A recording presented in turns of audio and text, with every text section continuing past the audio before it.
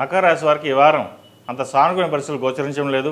వ్యయాధిపతి తృతీయాధిపతి అయిన గురువు 6ంట కంబస్ట్ అయ్యారు. షష్టమాధిపతి బుధుడు సప్తమంలో ఉన్నారు. అష్టమంలో కుజకేతువులు. ఆరోగ్యరీత్యా కొన్ని జాగ్రత్తలు తీసుకోవాలి.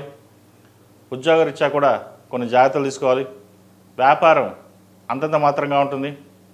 కన్స్ట్రక్షన్ ఫీల్డ్లో ఉన్న వారికి, రియల్ ఎస్టేట్ రంగంలో ఉన్న వారికి, వైద్య వృత్తులు ఉన్న వారికి కొన్ని ఇబ్బందులు అనేవి ఏర్పడతాయి. జిఎస్టీ పరంగా, ఇన్కమ్ ట్యాక్స్ పరంగా కొన్ని ఇబ్బందులు ఉండే అవకాశం గోచరిస్తోంది. జాగ్రత్త వహించండి.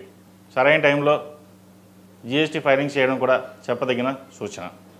అదేవిధంగా రాజకీయ రంగంలో ఉన్నవారికి అంత అనుకూలంగా లేదు. రావాల్సిన బెనిఫిట్స్ రాకపోగా కొన్న చేదు అనుభవాలు చోటు చేసుకునే అవకాశం గోచరిస్తోంది. జాగ్రత్త వహించాలి.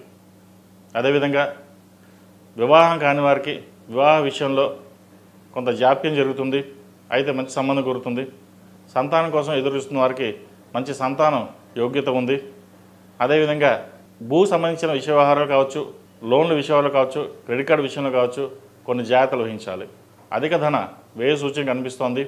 కాబట్టి డబ్బు విషయంలో సాధ్యమైనంత వరకు ఎంతవరకు సేవింగ్స్ రూపాయలు పెట్టుకోగలుగుతారో పెట్టుకోండి. అదేవిధంగా విద్యార్థులకు కొన్ని ఆటంకాలు ఎదురైనా మంచి సీట్ లభిస్తుంది. ఉద్యోగ ప్రయత్నం ప్రారంభించండి.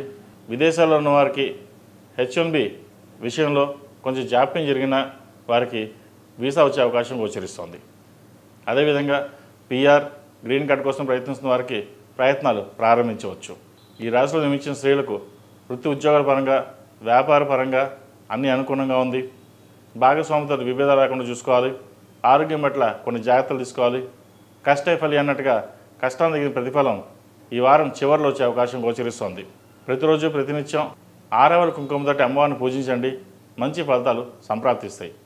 అదేవిధంగా భూ సంబంధించిన వ్యవహారాలు కావచ్చు, ఎడ్యుకేషనల్ ఇన్స్టిట్యూట్స్ కావచ్చు, మెడికల్స్ కావచ్చు, చిరు వ్యాపారస్తులు, కూరగాయల వ్యాపారస్తులు, డాక్టర్స్ కావచ్చు, అలాగే సినీ పరిశ్రమలో ఉన్న వాళ్ళకి కొన్ని చేదు అనుభవాలు వచ్చే అవకాశం గోచరిస్తోంది.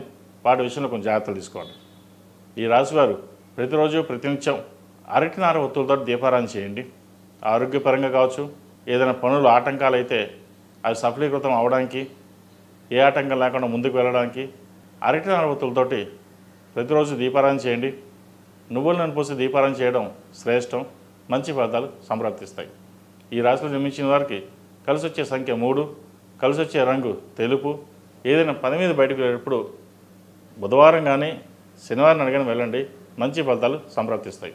ePoojaStore.in పసుపు కుంకుమ నుంచి దేవతా విగ్రహాల దాకా అన్ని రకాల పూజలు, వ్రతాలు, వివాహం, గృహప్రవేశం, హోమాది శుభకార్యాలకు కావలసిన పూజా సామాగ్రి అంతా ఒక్క క్లిక్తో మీ ఇంటి వద్దకే.